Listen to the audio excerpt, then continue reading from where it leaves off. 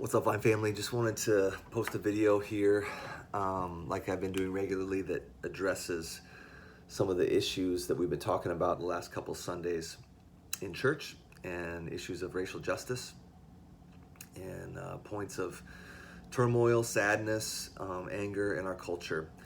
The first thing I wanted to talk about is why myself and my family decided to participate in the march organized by the African American Coalition of Pastors in Madison. Why we participated in that march last Sunday night. It was a very moving event.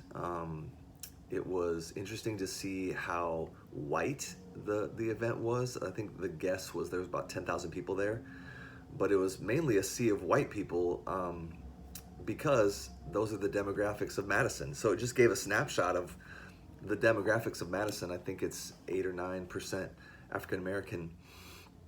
That was one of my big takeaways, is like, wow, like you could feel what it would be like to be a minority in Madison compared to like where I used to live in Nashville, which is much more diverse.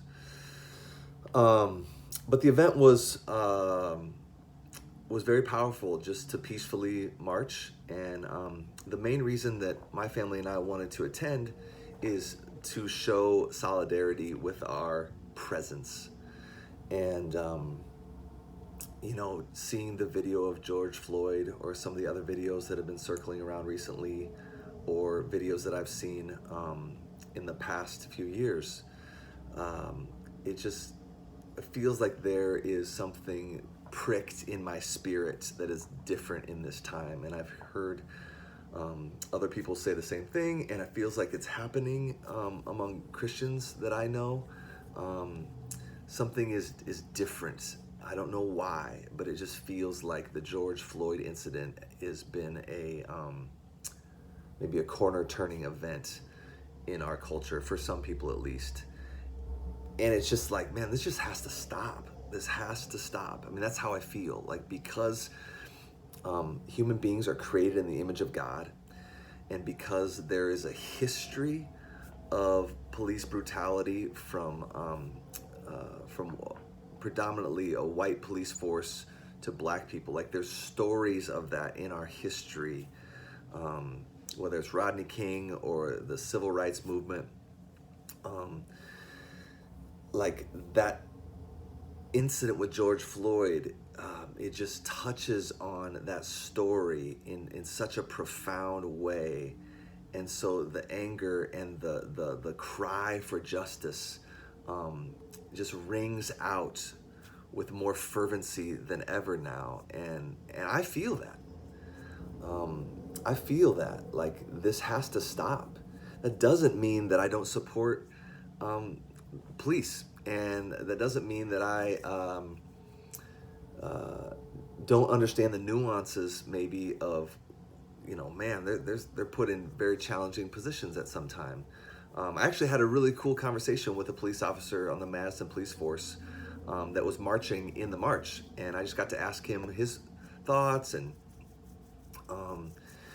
he was really cool, and he was seemed to be sensitive and aware of the challenges in our culture right now. And so I have a very close friend that is a police officer in Dane County, and so it's like, my marching had nothing to do with support for the police or not. My marching and my family marching was just to make a statement with my physical body in a physical place, communicating broadly that we can't have George Floyd incidents.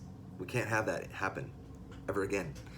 And I say that as a Christian. I say that as someone who believes that human beings are made in the image of God and they're valuable because of that, period. So that's why we went. There were speakers at the rally at the Capitol at the end of the march. And, if I were to climb into the nuances of everything that was said, would I tweak some things? Sure. But that's not the reason why we went. The reason why we went was to show solidarity with the broad statement that this has to stop. And so that's why we went. And so if you want to ask me about that, I'd love to have a conversation with you if you're interested. Secondly, I just want to bring up the challenge in this cultural moment of the phrase Black Lives Matter. And this is where we just have to have nuance and have to have discussions and have to have thoughtfulness and listening. What I mean is this: I don't support, and I think I can speak for our elders, we don't support Black Lives Matter as an organization. We fully support, without reservation, the statement. And so you have to have a distinction there. And that's where it's tricky, because sometimes people don't know what we're talking about. And so you have to have a conversation with someone and say, okay, help me understand what you mean. When you say Black Lives Matter, what do you mean? Do you mean the organization, or do you mean just the statement? And so without reservation, yes, of course, Black Lives Matter. And so I'm on board with that 100%. But I'm not on board with the organization 100%. I'm sure there's things in common, obviously, but as I look on their website and read some of their main values as an organization, they would steer definitely away from a Christian biblical worldview. So I can't support the organization 100%. But I just want to bring that up as a example for why we need listening, why we need to ask questions, why we need to be thoughtful, and not just devolve into like outrage culture that's so easily offended, and warriors on the keyboard in Facebook and Twitter. Like, that's just, for the most part, that's not going to stir up the fruit of the Spirit that God calls his people to. And then just one other thing I wanted to share, like, sometimes I think this is I don't spend a lot of time on social media. I spend very little time on Facebook, especially. I only follow like 10 people on Twitter, so the voices I'm bringing in are very narrow, intentionally. I don't do a ton on social media. Like, I feel like the narcissism that I personally struggle with doesn't need a megaphone. Like, everybody doesn't need to know what I think about everything. That's just me. That's one way to look at it. But one of the things I've heard about or seen a little bit on social media is just certain people coming back with the statement, all lives matter. And again, like, I'm not sure that's the most helpful way to go about this, for the sake of persuasion, for the sake of conversation, for the sake of listening, for the sake of understanding someone's perspective. So, like, all lives matter. Again, theologically, yes, all lives do matter. That's right, created in the image of God.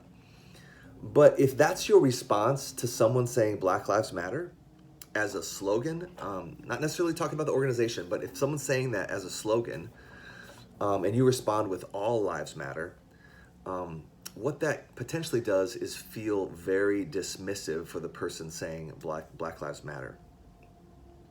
So let me give you an example of a different topic. So, like, if I were to say, man, orphans really matter. There was a season in my life when I was really involved in institutionally figuring out how to stir up adoption and orphan care, go to a lot of conferences, a lot of blog posts.